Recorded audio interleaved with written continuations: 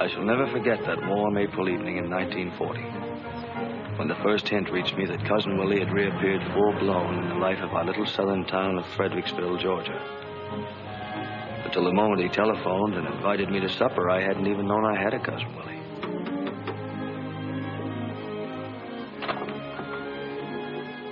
Is this Albert Marbury? Yes, sir. Are you Cousin Willie? I am. Come in, my boy, come in. It's good to see kinfolks again. I used to know you when you were no taller than a duffel bag. Emma, here's your cousin Albert. Good evening, Albert. Hello, Cousin Emma. I didn't know you were going to be here. Oh, yes. Nothing would do Will but that I must keep house for him. You know, we were just talking about you. I declare Will's as full of curiosity as an old cat and tried to catch up on everybody and everything.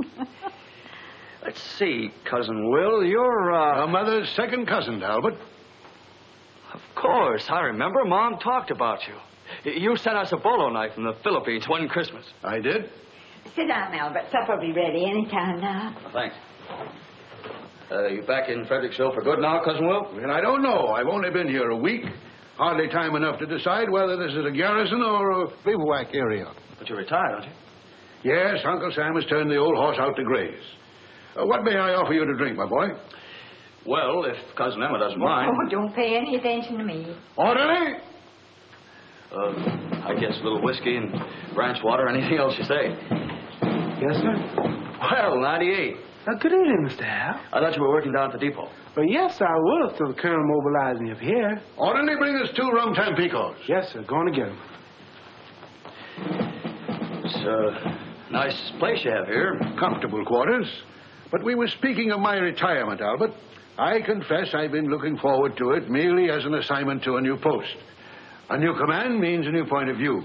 New problems, new solutions. You must have a lot of old friends around here, Cousin Willie. Enough, at least, for a good Saturday afternoon poker game. Yes, this post is not wholly without its social aspects. But first, Albert, tell me about Fredericksville. Well, there's nothing to tell. It's just like any one of 100 towns in Georgia. What's the population now? Oh, about 30,000. How many voted in the last election? 4,000 or 5,000, I'd say. You mean 25,000 took no part in the action? Well, you know how folks are around here. Politics and polite society just don't mix. They mixed when your grandfather was a boy. Perhaps Fredericksville is neglecting its history. Yes, sir. That road out in front was the very road over which the late General Sherman was expected to advance on Fredericksville in 1864. But General Sherman didn't come to Fredericksville, Will. True enough, Emma. Why didn't he? Didn't he think our town was as important as Atlanta? Lots of folks around here have never felt the same about Atlanta since he passed us by, had they, Cousin Emma? You aren't still expecting General Sherman, are you, Cousin Willie? Every populated center is always in danger, Albert. Call in your sentries and the enemy appears. A community's history is its family tree. Swell drink, Cousin Willie. Mess is ready, Miss Emma. All right. Just bring your drink along with you to the table, Albert. No use letting supper get cold just because Will's wound up like this. No, my boy, Fredericksville didn't spring up like a mushroom overnight out of the molded earth. It was wrested by steady hand and steady eye from the reluctant wilderness, wrested from a British king's tyranny, wrested from Sherman, wrested from the noxious mire of defeat and reparations. It is for us, the living, my boy, for you and me and every decent citizen in the community to see to it that Fredericksville does not forget that. Yes, sir. Try to keep it in mind.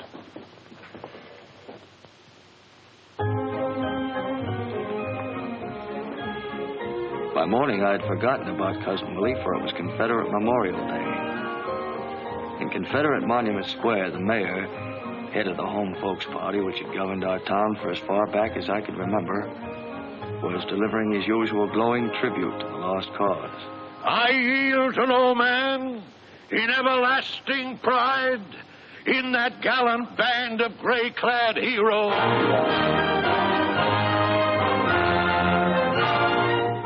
With the mayor's salubrious phrases still ringing in my ears, I returned to my job under the leader.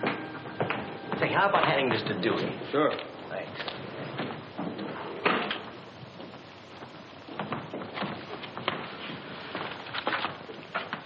Say, Maybe this isn't going to be such a phony war after all. Give that an 8-column banner, Pete. Nazis sweep through Norway. You got a cigarette, Al? Thanks. What about His Honor's tribute to the lost cause? Oh, yes. We mustn't let the war interfere with anything big like that. Can you beat that? It's locked. It's tighter than... Well, that's the trouble of the world today. No faith in human nature. Why do you reckon a dame would want to lock up a few measly cigarettes? Maybe we should have a chisel. Well, there's one thing you can bet on. Miss Carey would never have done such a thing when she was society editor. Oh, Miss Carey was one swell old girl. Oh, the salt of the earth. But this new dame... Yeah. And all these fancy things here. Venetian blinds and flowers and rugs. Yeah, just like I say. There ought to be a law against women in newspaper. Louise! Yes, sir. Look at this.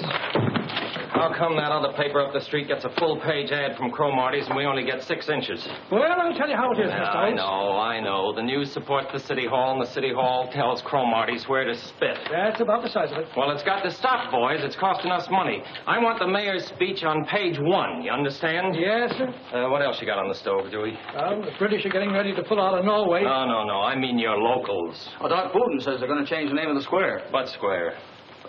Confederate Monument Square. Change it to what? Tulin Square, after old Pud Tulin. So they're going to name the square after that old crook. Hold up your story on that. Right. Eavesdropper. Maybe she doesn't understand that he was the founder of the Home Folks Party. I understand plenty. The way he lived on the city, the poor white relatives he kept on the payroll. Isn't there anyone around here who'll stand up for what he thinks? My father was still editor of this paper. You know, Dewey, that was another nice thing about Miss Carey. You never caught her sticking her nose into men's business. Oh, Miss Carey was sure restful. A credit to pure Southern womanhood if ever I saw it.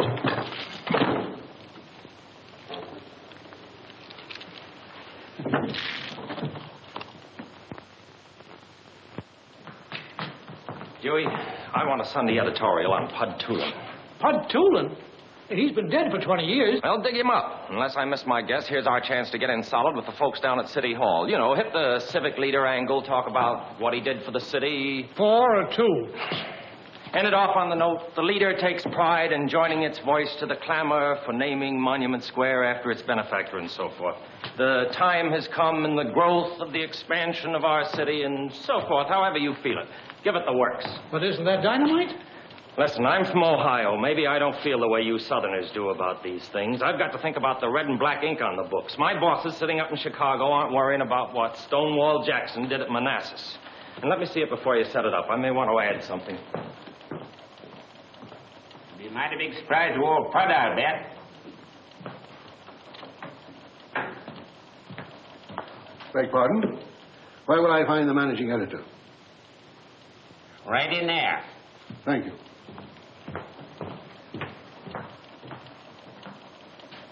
I'm Colonel Effingham, sir. W. Seaborn Effingham, Colonel, United States Army, retired. Good morning, Colonel. Take a chair. Thank you. You're visiting in Fredericksville, Colonel? Not at all. I was born in Fredericksville. My father and my grandfather and my great-grandfather were all born in Fredericksville. Joan Effingham, Fredericksville is home. I see. My people have always been soldiers. My grandfather fell at Chickamauga, his grandfather at Saratoga. When Beauregard fired on Fort Sumter, my own father, unfortunately, was only 9. That was a little young. I myself was wounded at San Juan Hill. I was at the siege of Panama. For 50 years, Mr. Editor, the forces of civilization had been held at bay on the isthmus, unable to join the waters of 2 great oceans. And do you know what blocked them? Gatling guns, mini balls, superior forces, guerrilla bands, mosquitoes. Well, perhaps one of my boys could fix up a little story for Sunday. Stegomyia fasciata. For half a century, the enemy, less than a quarter of an inch in stature, blocked the economic march of a nation of 100 million people. It was insupportable. Well, Colonel... We blockaded General Stegomyia, to wit the mosquito. We cut him off from reinforcements. We hammered his communications. So you're back in Fredericksville for good now, Colonel? We sprayed his concentrations with oil. We screened his wells. We put 5th columns of fish in the water to attack his ammunition dumps. But more of that another day. What I'm leading up to, Mr. Editor, is the possibility of a column of war commentary in your paper. War commentary?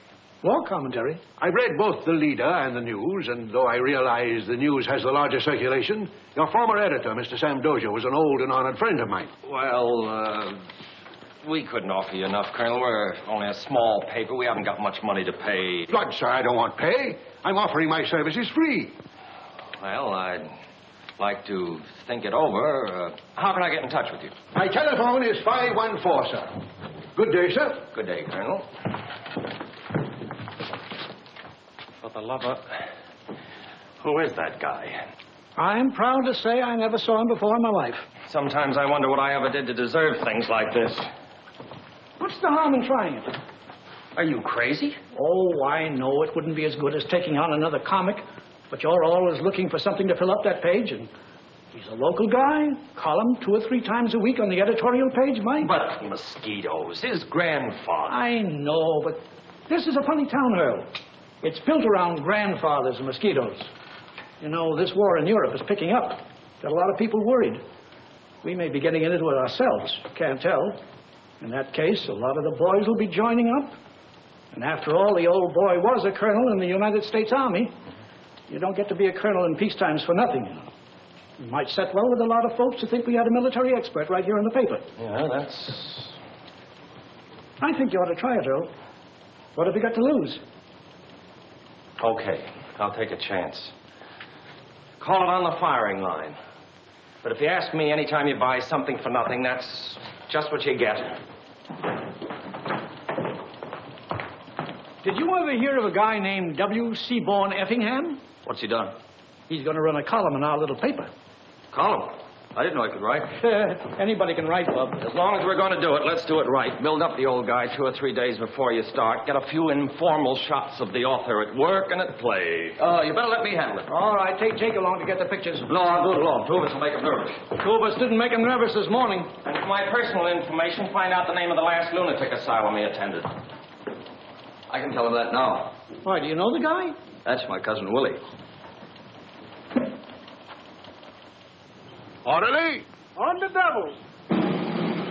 Orderly, our guest here wants a dog. Is there an animal on the post? There's old Buck, Colonel. Buck, I don't know him, but have him report here at once. Yes, sir. Oh, hello, Miss Emma. Oh, I don't know what Will's thinking about. This is the first time an Effingham has ever done such a thing. What'll people say? It's bad enough getting your name in the paper when you're born, or get married, or die. It's not my idea. He's a man of determination. Yes, the Effingham men have always been men of determination.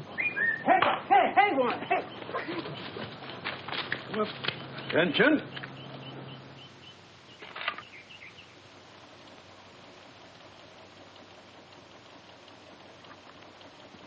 It's got reader confidence written all over it. What's his name? W. Seaborn Effingham.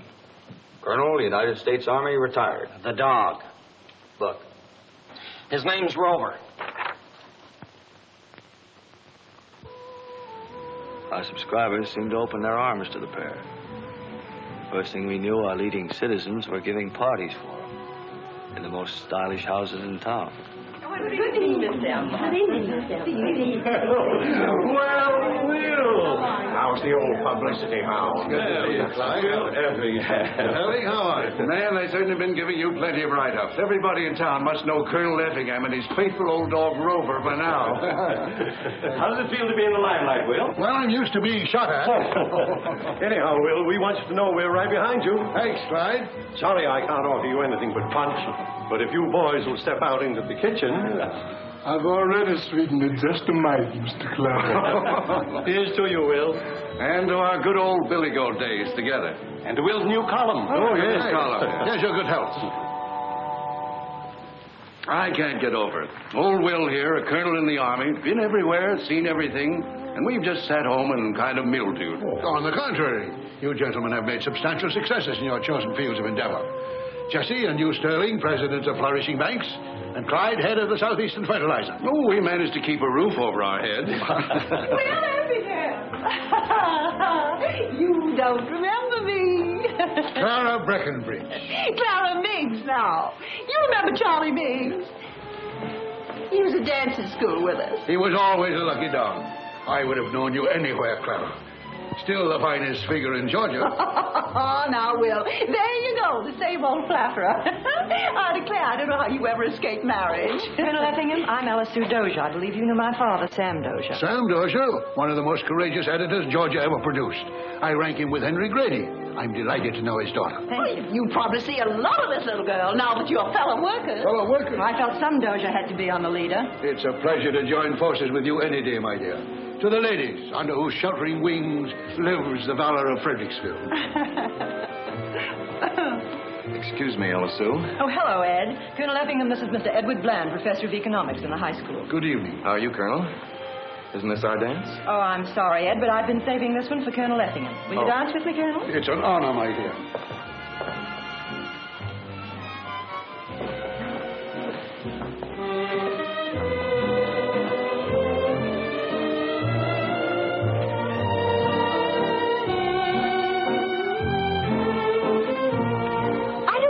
Sacrilegious.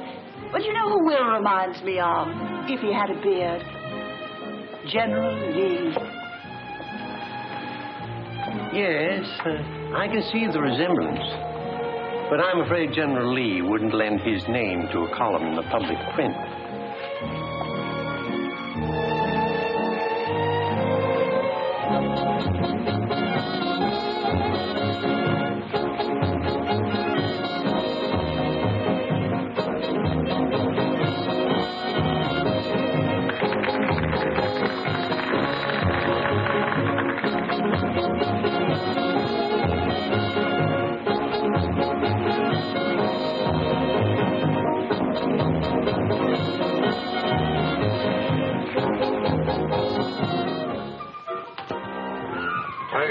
Turn ye from your evil ways. Amen. Brother, are you prepared? I am. Hallelujah. Hallelujah. The end of the world comes, brother. Are you saved? I've been saved, brother. Hallelujah. Sin will ruin you. Hallelujah, don't I know it?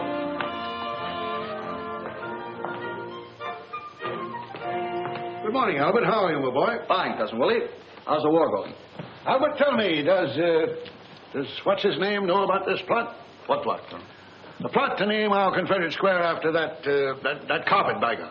Well, I couldn't say. The information hasn't been made public yet. Well, let's go tell him. It's time for newspapers to unlimber their big guns. Well, I can't go right now. I have to write a story. Well, I'll go see him myself. Mr. Holtz isn't here. He had to go to Atlanta for the day. Well, surely there's a second in command. No, Mr. Holtz is the man you have to see. There's no hurry. Next time you're in town, why don't you stop by and have a chat with him? Yes, I'm sure he'll be glad to do everything he can. It isn't a question of doing everything he can. A newspaper's run for the good of the community, isn't it? Well... Isn't it? Exactly. Well, on, my boy. Good day, Ella Sue. Then Cousin Willie struck. It was exactly as if he'd hurled a custard pie at the established government. The response to the town was quick and emphatic. What do you make of it? Doc, after all we've done for Earl Holtz, it's like finding a rattlesnake in your bureau drawer. Hello? Is this the leader? Is it true that they're going to rename Monument Square? Well, as far as I can determine, Mrs. Meigs, it's an unfounded rumor. Thank you very much. Yes, we'll do everything we can. Steady desk. No, the colonel doesn't happen to be in at the moment. No. Mr. Holtz is the editor. Yes, he's the man you want to see. What's going on? Oh, I never read his tripe. I just hung it on the hook. I thought the old guy was going to write a war column. Holtz said to give him his head. Here, he's your cousin. Who is Bud Poulin? Never got through the 6th grade. Became interested in politics when working in the cotton mills. Set himself up as head of the home folks party. Robbed this city for 20 years. How does this compare with the contribution of our glorious Confederate dead? Steady desk. Isn't it horrible? Nobody complained about the city government for as long as I can remember. And just as peace and friendship and mutual understanding was taking place between them and us. Glad you liked it, ma'am. The United Daughters of the Confederacy congratulating us. Say, is this cousin of yours just a nut, or is he just a nut? Well, he doesn't understand. Trouble is, he's been in the Army for so long, he just doesn't understand the rest of the world. Give him a chance, he'll catch on. What are you and I going to use for money while he's catching on?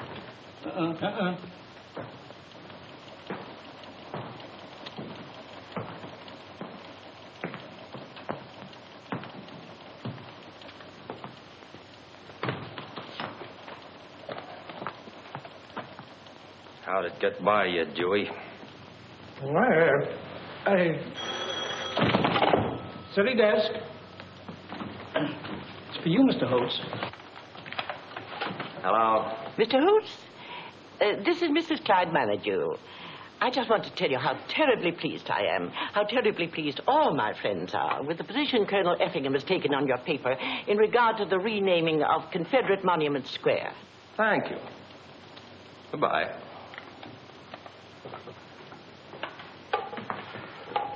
Have you heard anything from the City Hall yet? I wouldn't see it unless on the sport page. Seems to me, Mr. Holtz, that if this thing was signed by a special writer, it wouldn't necessarily represent the policy of the paper.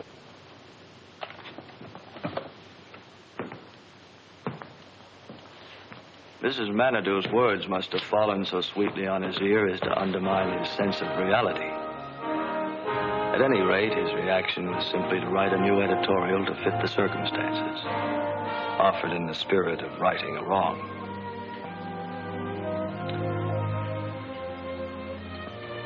I read it with satisfaction as I ordered my sausage and hominy in the Manhattan Cafe.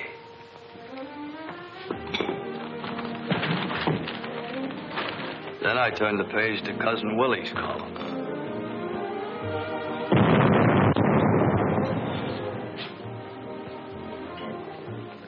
What's the matter? Coffee too hot? Listen, we shall not submit. It is not enough that we stand to the defense and hold the name of the square as it has been for near a generation. Let us improve the square. Oh. Picture, if you will, in a circle about that shaft of Georgia marble, 13 live oak trees. Oh. Ain't you feeling good, Al? Have you read what he's been up to now? Oh, I think that'll be nice. Nice shade. It's nice to see the leaves blowing in the summertime. Look, every year or two, somebody brings up the question of the trees. Well, where'd we be without trees? You want this place to look like a country town? Well, anyhow, I'm not going to do it. No use bringing the whole thing up again and trying to embarrass everybody. Well, gee, I never heard of a tree embarrassing anybody. What's the matter, Al? Are the begging burned? Did you ever read this little piece called On the Firing Line? Yeah, sure, but we always read it. Sort of a nicer fella, huh? And look at the dog. My wife, she cut it from the paper. What are you going to do about all those trees? Little something spent for beauty is a goodbye. Before I read what he says, I never know we had such interesting things in this town. You live in a place and you never know what happens way back. It makes you feel like somebody. You know, the old guy got something there.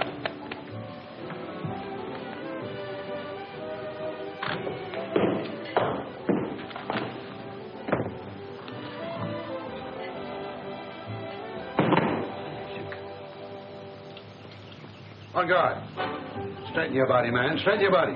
Bend your knee. Mr. Consul, won't you rather have a rum tampico? Position. 1, 2, thrust. Watch your feet, man. Watch your feet. Oh, Mr. Consul, I'm going to go wash my feet in here, too. Come in, Albert. We're just keeping in shape. Have a seat.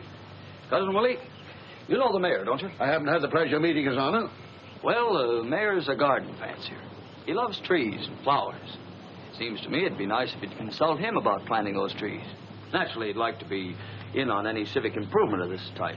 You know, take a little of the credit. I don't care anything about the credit. I want the trees. On guard. Touche. They might welcome the chance of the trees just to show their hearts in the right place. I don't know, Albert, whether their heart's in the right place or not. Stand up to it, man. Mr. Consul, are you sure you don't want no rum tampico? On guard.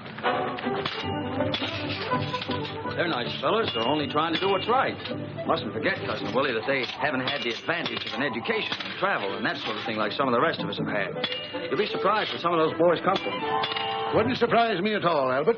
But I don't see why our biggest and most important project, the administration of government, should be handed over lock, stock, and barrel to a bunch of incompetents. On guard. But, Cousin Willie, I don't think you're quite giving the boys their due. Due? When we turned on the malarial mosquitoes in the canal zone, do you think the mosquitoes were not getting their due?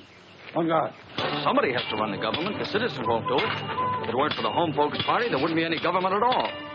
Is it your impression, Albert, that these people are acting as trustees until such time as the citizens come of age and can take over the government themselves? Well, anyhow, I think you ought to have a chat with the mayor sometime. All right, I will. Orderly, bring the car, please. Can I drop you by your office, my boy? Well, you're not going to see the mayor right now, As soon as I can change my clothes. Well, there's no hurry, Cousin Willie. Any old time will do. Son, when you get to be 65, it's a good time to hurry.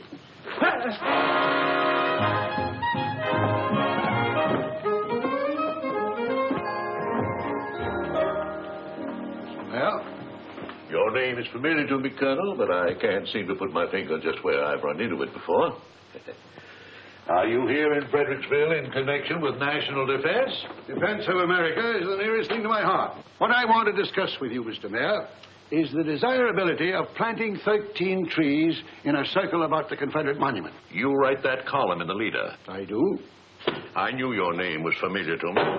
Well, Colonel, I tell you what you do. Now, understand there's nobody in Fredericksville that loves trees more than I do. Any kind of beautification appeals to me. But there's a water main under Monument Square that might be disturbed, and you can't dig up a water main just to plant a few trees. Now, why don't you go see Mr. Clemmer, the city engineer? I couldn't do a thing without his approval. It's been nice to see you, Colonel. Anytime I can be of service. Good day, sir.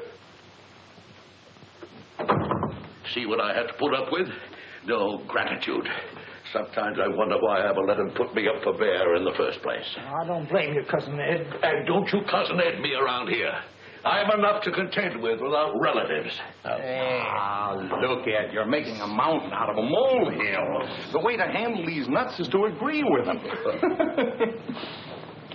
Let him plant his trees. Are you crazy? Do you want to undermine the whole city government? No, certainly not, Doc. But while we're improving the park, planting the trees, we'll just go one step farther and improve the whole square by putting up the new courthouse. He'll think the whole idea is his.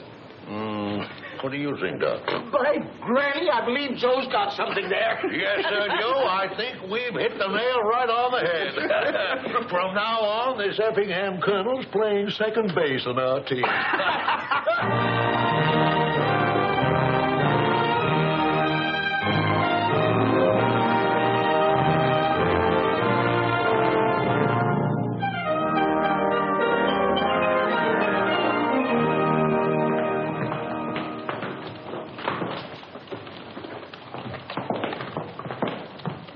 So you're going to tear down the courthouse? I have nothing to do with it. You could stop it. How? You could if you wanted to. Look, the old fire trap's about ready to fall apart anyhow. Well, how'd it wear out so quickly? It's been worn out for years. It just discovered it. Well, why didn't you keep it repaired? Look, why do you suppose I'd have anything to do with this? I just tell the facts. Oh, you tell some of them. Isn't it a fact that they've already signed a contract with Bill Silk, the mayor's brother-in-law, to build a new one? I don't know anything about that. Well, you ought to know. That's your job, isn't it?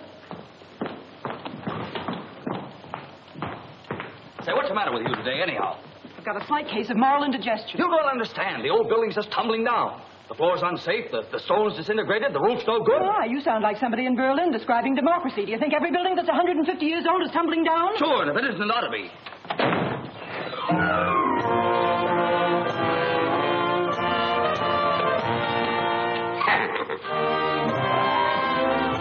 The end of the world cometh, brother. Are you prepared? I will be as soon as our artillery comes into position. You'll have to excuse me, Colonel. London's just been blitzed. Just a moment, if you please. May I presume to ask, what is the attitude of this newspaper regarding the destruction of that fine old landmark, our courthouse? Oh, later, Colonel, later. Dewey, get this set up. I've searched your column for a word of condemnation of this diabolical plot, but I could find nothing, sir. I'm afraid you don't understand, Colonel. The courthouse is in a pretty dangerous condition. Who says so, may I ask? The two best structural engineers in this section. Local engineers. The condition cannot be determined except by a man from out of town, one who has never even heard of this courthouse. When I was in the canal zone... Excuse me, Colonel, I just remembered a date. I had the privilege of seeing the great Miraflores locks hewn out of the jungle, one of the greatest feats of skill in that entire monumental project. The man principally responsible was a Captain Hickok, now Major, U.S. Army Corps of Engineers. Major Hickok is now retired and living in Atlanta. Let him look at this building. He'll tell you whether it's falling down or not. Colonel, nothing would give me more pleasure than to help in getting your friend this little job. But no loyal citizen of Fredericksville wants to ask Atlanta anything. Besides, there's the cost of bringing him here. Look, sir, I'll get him here for nothing. Doesn't that imply a lack of confidence in the government? It certainly does. I've discussed this matter with a number of responsible citizens. And they agree that the leader, true to its name, should sponsor a movement. What responsible citizens? People you know. They'll come forward when the time is right. Never fear. I'm a newspaper man, Colonel, not an evangelist. My function is to inform our readers of what's going on in the world, not to advise them. If a group of citizens want a third engineer to look at this courthouse, bring him in. I'll print the story. That's our position. As you say, Mr. Editor.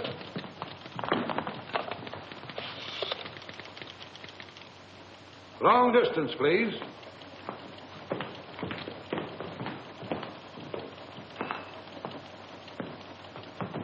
You never get anything for nothing. I always did know that. You got me into this. Remember, I told you what would happen. All I said... And you, don't stand there with your mouth open. Do something. He's your cousin. I tell you, no private citizen has the right to go meddling in public affairs that don't concern him, pulling us into it. Confound it, it's sedition.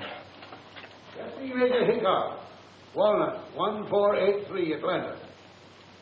Now, I don't want to reverse the charges. Charge it to the leader.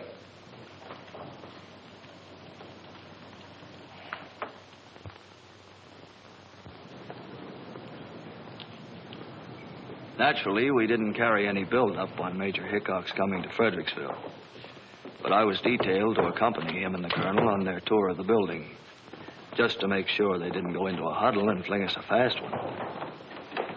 Of course, if the major should happen to agree with the local contractors that a new building was needed, it was to be a page-one story with a byline. I don't quite see how this old wreck rates a society column. I'm just here on my own. Curiosity? Interest. Trying to check up, Trying to make sure I won't draw any wrong conclusions. Possibly, or print them. How do I get up onto the roof? Right this way, gentlemen.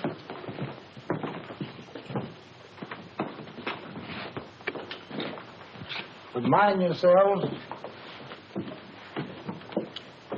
You can wait over there. Can I? Won't find anyone socially prominent up there. After you, my dear.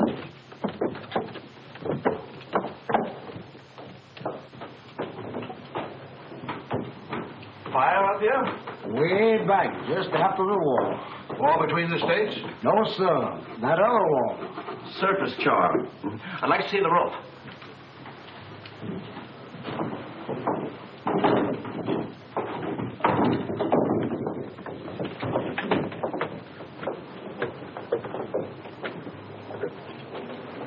Give me a hand, will you? You don't want to go out there. You'll ruin your clothes. Sorry.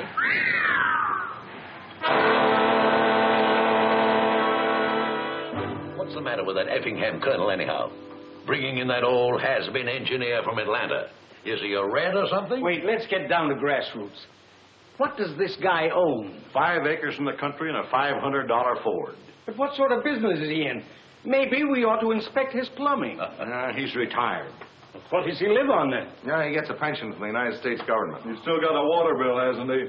Reformers are mighty touchy about water bills. Gentlemen, the question before us is the new courthouse. Exactly. And if we don't watch out, he's going to get people to thinking we're trying to railroad this thing through. The people don't care. I don't know, Doc. You can never tell about that. Well, my idea is to get the jump on him. Call a public meeting. Discuss the whole thing right out in the open. Show him we're not trying to hide anything. But, Ed, you're my brother-in-law, and the contract for the courthouse has already been signed. Don't you worry, Bill. You'll build it. We only want to do what's right and proper. Besides, how many people came to the last public meeting? Yes, must have been 15, counting you and me. It's a good idea, Chief. Let the public get it off its chest. The public hasn't got anything on its chest but a shirt. Right, Doc. Suppose you call Holtz around the leader. Let him have the story. We set the meeting for a week from tonight in the courthouse in the Superior Courtroom. Think that'll be big enough, Your Honor? Well, it's not up to us to get a crowd.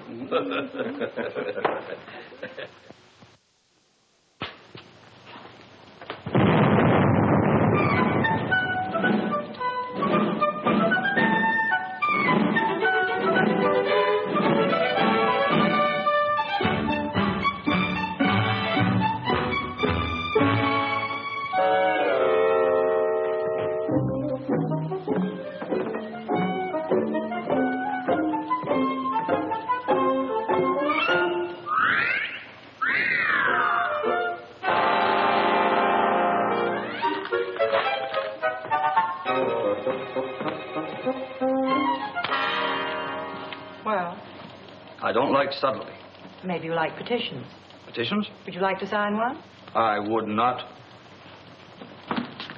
What sort of petition?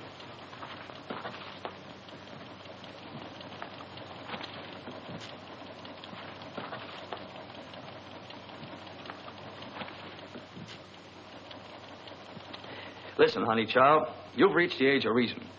Do you really think free people in a free country are going to sign their commercial death warrants? I'm not asking you to sign. I asked you if you want to. I have nothing against the old courthouse. As a matter of fact, I have a personal attachment for it. Just think Cousin Willie's stirring up a lot of unnecessary trouble.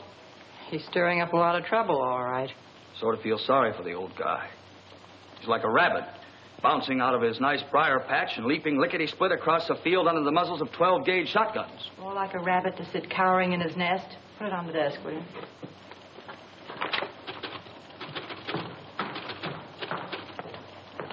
Well, the National Guard's just got in some new 30-caliber machine guns. Go on over and have a talk with Captain Rampy, will you? See if you can get a little story for Sunday.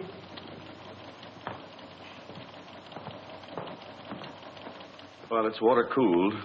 This is your water jacket, your hose, your water can. It fires from a belt of 250 rounds. And it fires at the rate of 500 to 550 rounds per minute. Not steadily, of course, but in short bursts. Then a funny thing happened.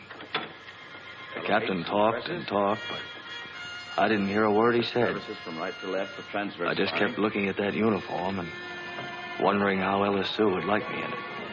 Well, here, this field manual will tell you all about it.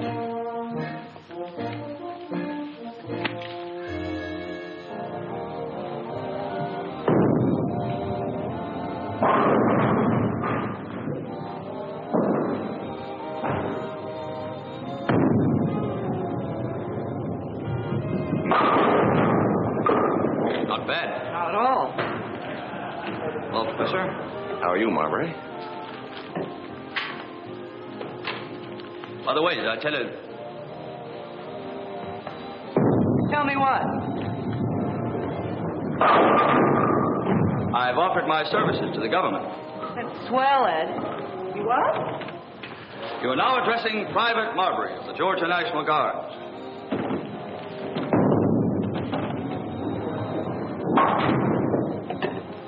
I don't understand. Nothing to understand. Democracy is threatened. I reach for my gun. It's as simple as that.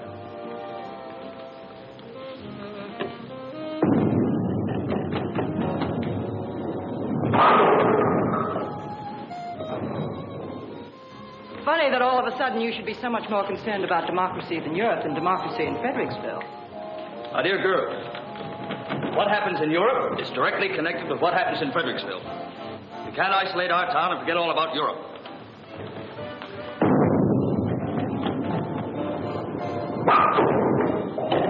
Neither can you isolate Europe, which is 3,000 miles away, and forget about Fredericksville right here under your nose. Okay. Okay, I'll sign your petition. Sorry, we've done very well without you. Oh! Hope it isn't your trigger finger.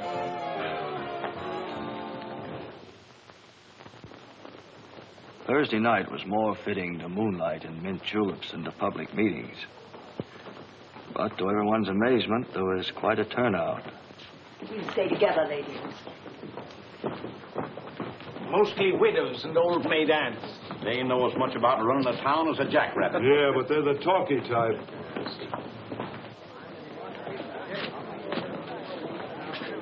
Well, there seems to be a scarcity of bank presidents and captains of industry. Where's Mr. Clyde Menadue? Probably in a dugout. He usually is when there's any shooting. Mr. Mayor, ladies. Hello, boy. Mr. Mayor. The sooner we get started, the better chance we have of getting out of this place before it collapses. Just a minute, Mr. Mayor. If you please, sir. These ladies have not found seats. Oh, ladies, I think you'll find comfortable seats over by the window. I know you're all anxious to get through with this so you can go on about your own affairs. To the contrary, Mr. Mayor. This matter requires considerable discussion. There he goes.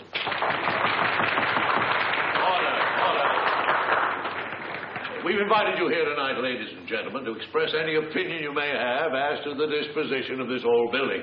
Now, I'm going to ask the clerk to put into evidence as Exhibit A the reports of 2 independent contractors who have examined the building. Oh, so sweet and legal. Nice-looking couple. Lovely. From that report, ladies and gentlemen, you'll be able to see that it is not a question of what we would like to do with this grand old building. It's a question of what we can do. Mr. Mayor, before presenting a petition to repair this building, I'd like to have your permission to read a report on the state of this edifice. A report by Major Anthony T. Hickok, United States Army Corps of Engineers, retired.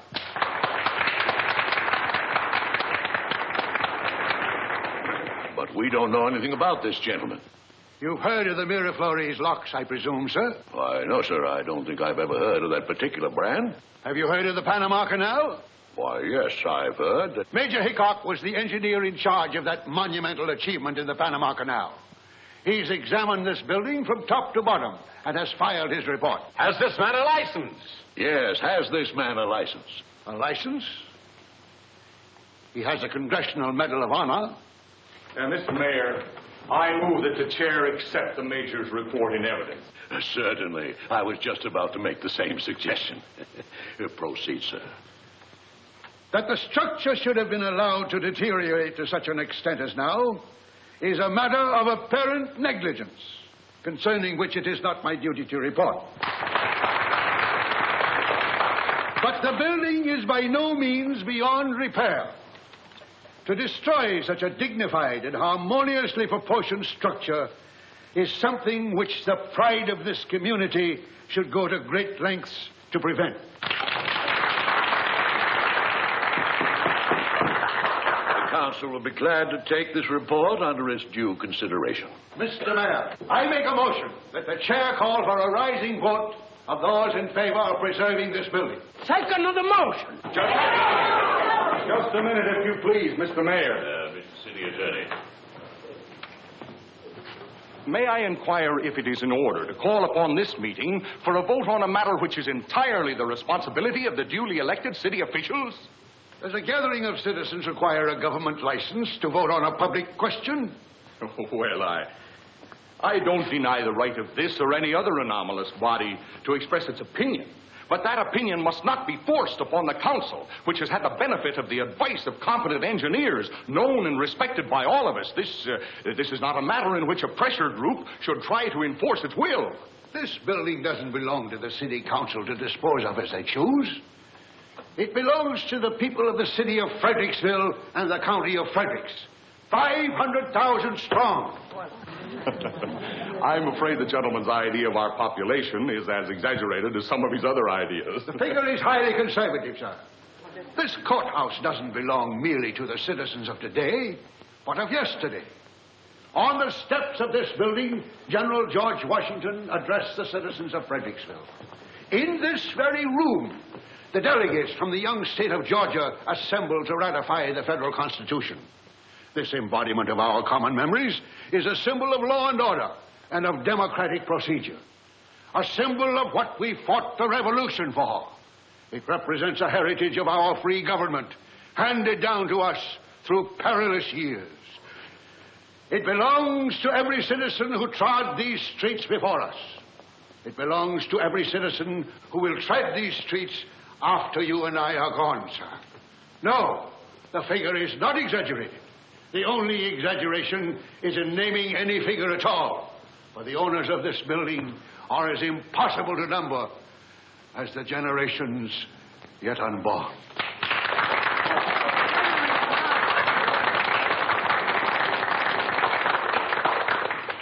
The old boy's quite an orator. But the contract's been signed.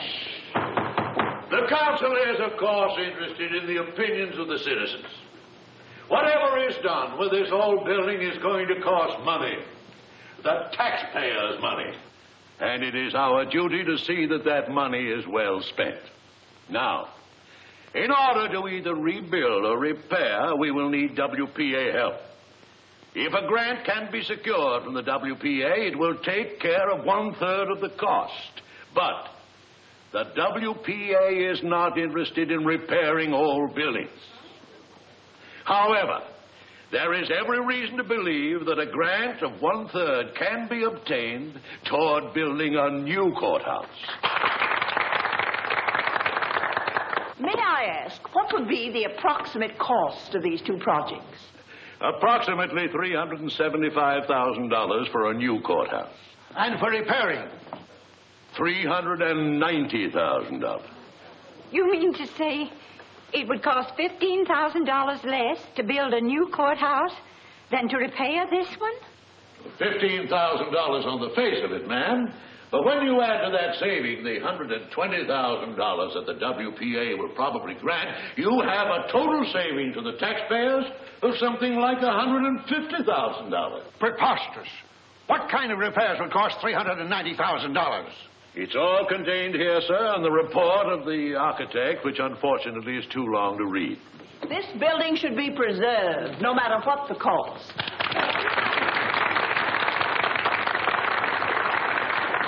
I question the figure submitted for the cost of repairing this building.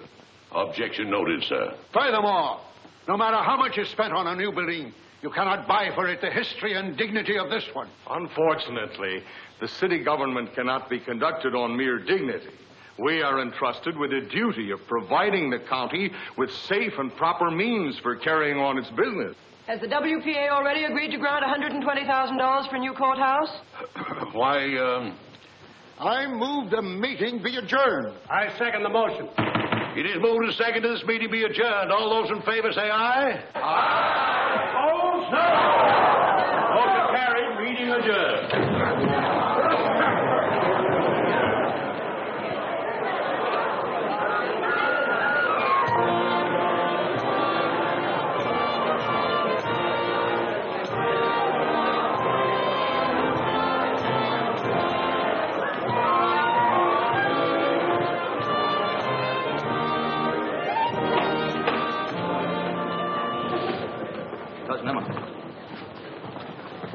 This means he's going to lay off.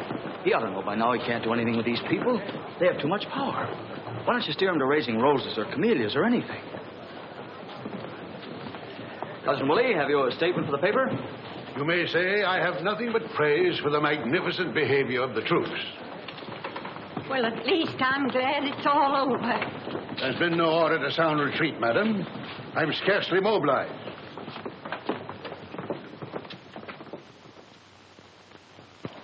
Write an editorial to go with it. Something like, since the WPA refuses to aid in financing the repairing of the old courthouse, even the most sentimental citizen will be practical enough to realize, and so forth and so forth. Lay it on thick. Hey, Chief, look at this. Full-page ad for Sunday from Cromarty's. Good boy. Yeah, well, don't thank him. Thank your pals down at City Hall. They passed the word to Cromarty's. You see, that's what comes of playing ball on the right team. See to it we keep on doing that. City desk. For you, Mr. Holtz. Atlanta calling. Hello? Colonel Effingham speaking. It's him. Yes, Colonel? Your cousin. In other words, sir, the local authorities seem to be suffering from a considerable misapprehension. The WPA has, 1, not agreed to aid in the building of a new courthouse, and 2, has not refused to aid in the repairing of the present structure. In fact, the WPA has not even been approached in the matter. Therefore, since it was this misrepresentation regarding the attitude of the WPA that caused the citizens at the recent public meeting to hesitate as to how to cast their vote, I insist, Mr. Editor, that you demand a new public meeting. I'll inform the mayor of your suggestion, Colonel. That's the best I can promise. Goodbye. Give me strength. What are we going to do with them? Why don't the officials do something? Is the whole country headed for chaos? Is he trying to start a second party here with all the wastes of campaigns? Why, some of these people have been in office since they got out of the 5th grade. They know their job. Is he trying to turn them all out on the street? You're not going to print that, are you? If we don't, the news will blow it wide open, especially when they see what we got from Cromarty's. Al, go and tell the mayor we've got to run it. Maybe they can think of something. Who, me? He's your cousin. Why did he have to come back here? Nice and peaceful and contented. Couldn't he stay in Panama with General Stegomaier? To wit, the mosquito. For your identification tag. Oh, hello. Mrs. Meggs, you know Mr. Marbury, one of our bright young reporters and one of our most patriotic citizens. Oh, yes, of course. You're a relative of my very dear friend, Colonel Effingham, aren't you? Sort of. They're devoted. Hey, Al.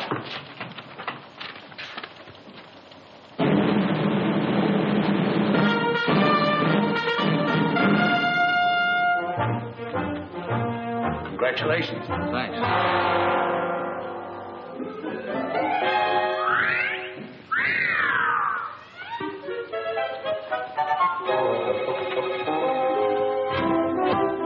The town took it like a man. 2 or 3 people called in about the meeting, but they were mostly just surprised or sorry. There was no suggestion of resistance. My dear, the fault lies with the High Command. We made the tactical error of withholding our reserves too long. The time has now come to throw in our storm troops and our capital ships. Then you're not discouraged, Colonel? Discouragement has no more place in a soldier's equipment than an inner spring mattress. To our capital ships. Full speed ahead. And as Admiral Farragut said, you know, about the torpedoes.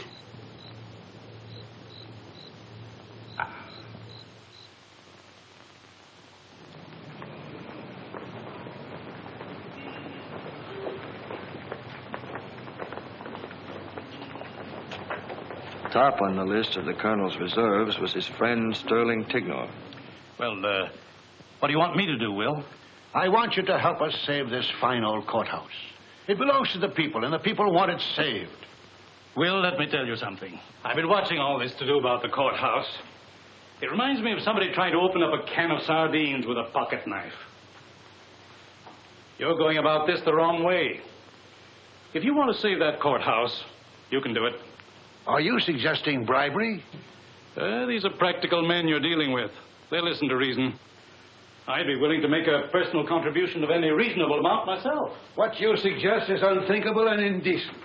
All you need do is write a letter to the paper, as a private citizen, calling for another public meeting in the light of this new information from the WPA. Write a letter to the paper? Why, don't you know if I did that tomorrow morning, the whole municipal checking account would be closed out? Nonsense. It's you fellas who are impractical. What can they do with it? They can't walk around town with the money in their pockets. They'd take it right up the street to Jesse Bibb's bank. No. You reformers don't have a sense of reality, Will. You don't seem to grasp the hard-headed facts. The hard-headed facts are, if you don't repair something that needs repairing, pretty soon you won't have it to repair. I'm sorry, but there's no use arguing about it. Good day.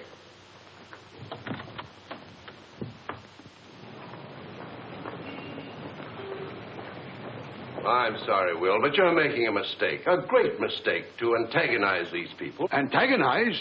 Do you advocate appeasement? No, but what you're proposing is that I stab my stockholders in the back. And that I'm most assuredly will not do. What about all the widows and orphans who own stock in the Bank of Fredericksville?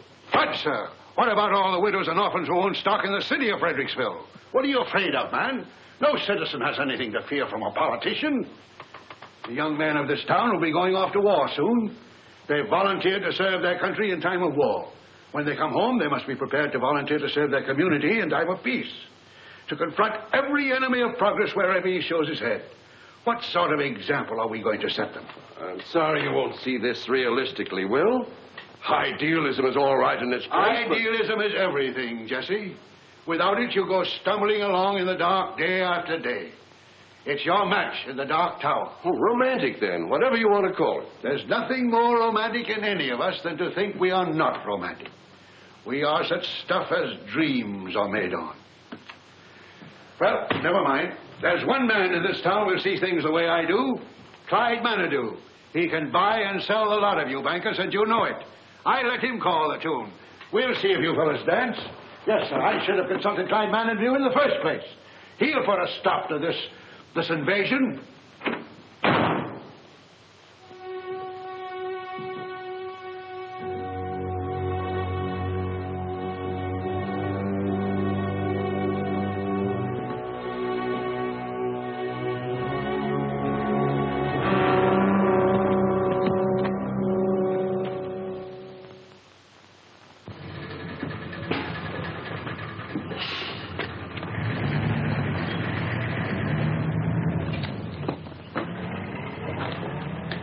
How is he?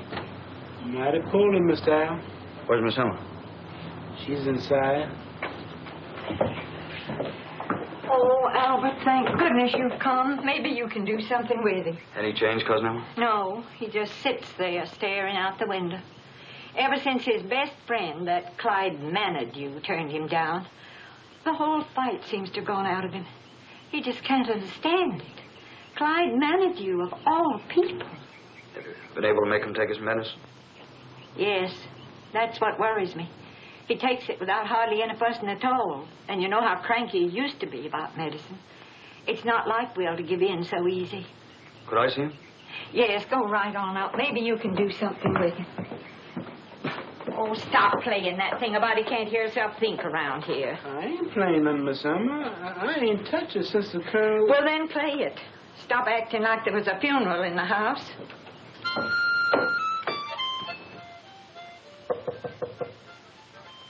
Come in. Hello, Cousin Willie. Step in, Albert.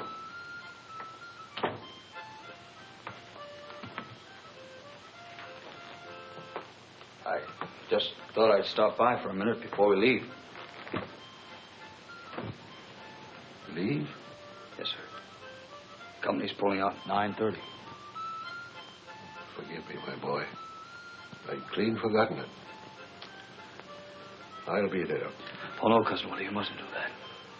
You better stay here and take care of yourself. Albert, I made the unpardonable error of overestimating the quality of my reserves. Oh, you mean Manitou in that crowd? Well, that's not as bad as it looks, Cousin Willie. No, Albert. There's only one phase of this whole campaign I can look back on with satisfaction. When I first saw you again, I must say you seemed as indifferent to the fate of Fredericksville as all the rest. But after you began to consider the life story of Fredericksville and realized the toil and blood and sorrow that Fredericksville had grown from, your indifference began to leave you. And you enlisted in the National Guard. Sure, Colonel, but... Now that we've come to a time of new growth when toil and blood and sorrow are again called for, I'm proud, Albert. Proud that you stepped forward among the first. The same is true of your comrades in arms. I didn't do anything, Cousin Willie. They just drafted me anyway. Albert, I want you to have this. Oh, no, Cousin Willie, I couldn't take that. This was the first wristwatch in the Panama Canal Zone. It hasn't lost a minute in 34 years. Gee, Cousin Willie, that's swell. I should like to think of it carrying you into action. In action, my boy, timing is very important. Thank you, sir. Well, I guess I'd better be shoving off. Goodbye, sir. Goodbye, my boy. God bless you.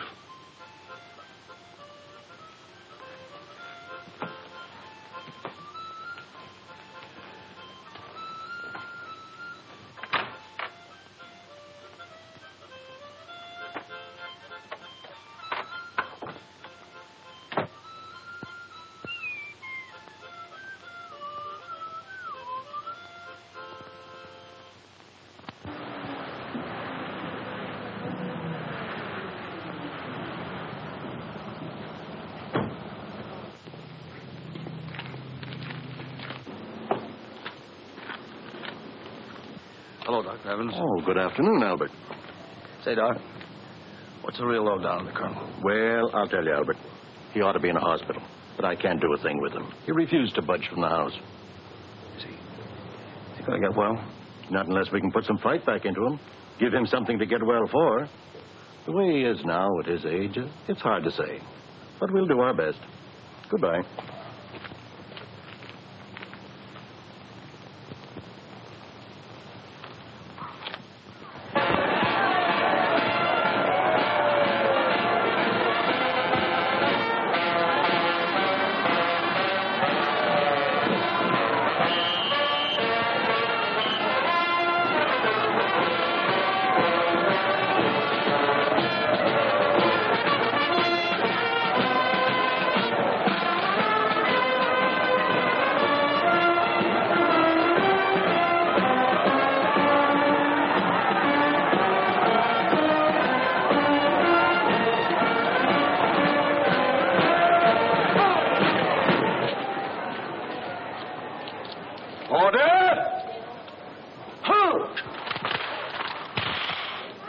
Wait! Please! First Sergeant.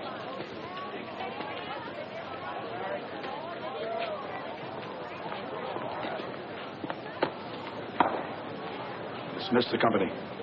Yes, sir. Inspection, hunt! Put, hunt! Dismiss.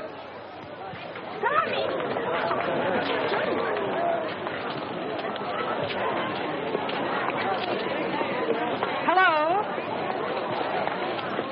So you've come to cover the story, have you? Well, you don't think I came to see you, do you? Ella Sue. You want something to eat, soldier?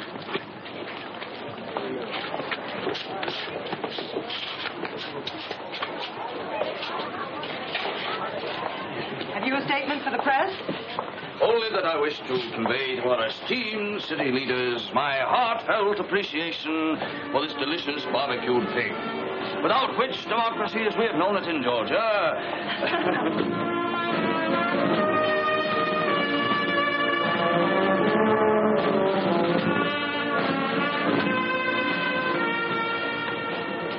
You know, I think you ought to hang a service star on the door of the society department. Why? You got me into this. Me? Thought you'd like the uniform. Oh, Albert, this is so sudden. Remember that day at the courthouse, up in the catwalk, when wind blew your skirts up? Now, Albert, how sweet of you to notice. Guess that was a turning point in my life. Oh, I'd seen your legs before, but they never impressed me as being anything unusual. Just run of the mill. Suddenly, I realized there was something about them that didn't seem to fit in with that fresh little dame in the office who hid her cigarettes. I mean, there was something sort of special and personal. I didn't even suspect you knew I had legs. Just began to bother me, that's all. You mean there's something profane in your feelings towards me? Definitely. Oh, Albert, you are nice. After that, I never felt the same towards you, towards anything for that matter. And that I thought maybe you'd like the uniform. Why didn't you tell me? I reckon I couldn't figure out how to say it without getting serious. Seriousness won't hurt you.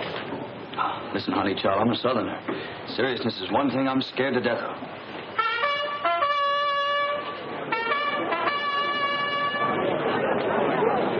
Ladies and gentlemen, it is my privilege and distinguished pleasure to present His Honor, the Mayor.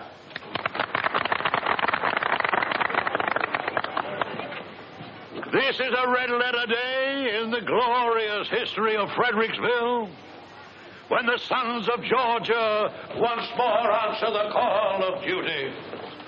Words fail me to express the gratitude that we, the citizens of this community, feel for you young men who are going forth like your fathers of old to preserve and protect our way of life and the ideals of government of the people, for the people and by the people. Some of you may even be called upon to make the supreme sacrifice in defense of our ideals and our homes. But boys, I want you to remember this. You can always count on the folks at home. And when the war is won, you come marching back in triumph, you'll find the home folks right here waiting for you. And the home folks party.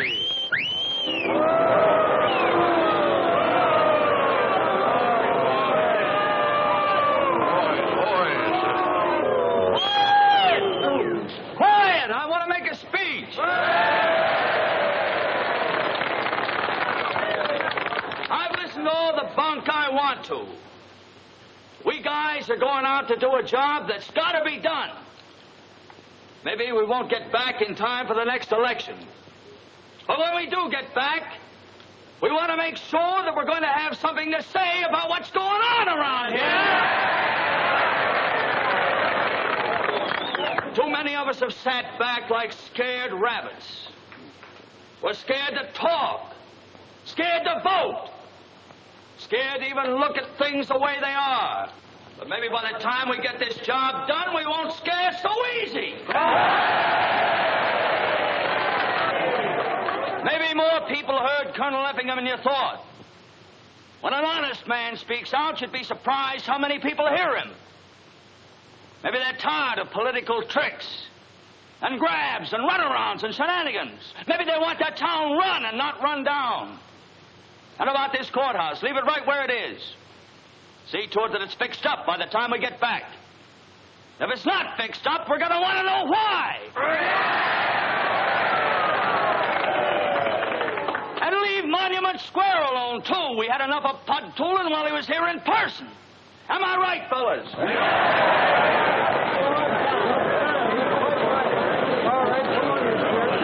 All right, what's your answer, Mr. Mayor? We want it straight. Boys. And we want it right here in front of the whole town, so there'll be no stalling. Well, Come on!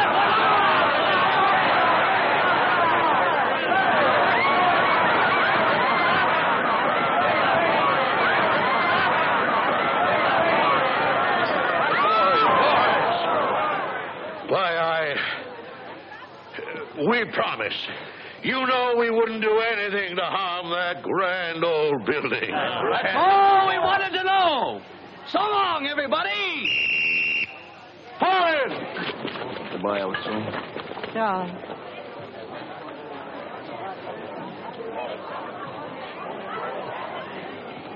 Left.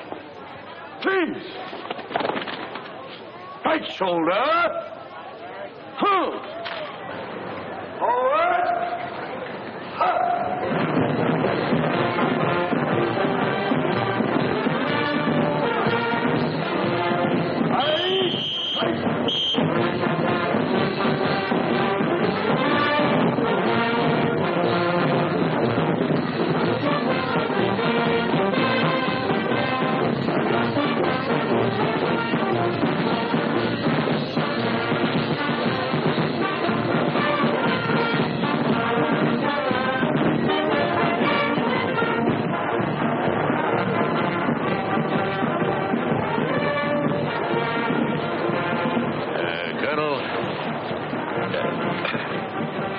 I'm sorry, Will. I was wrong. From now on, you can count on me. And the others, too. Yes, Will. Good luck, Will. Colonel, you want to hurry and get back on the job? We need you. Colonel? Great column, Dewey. I always said so. Oh, that's right, Earl. You did. Always.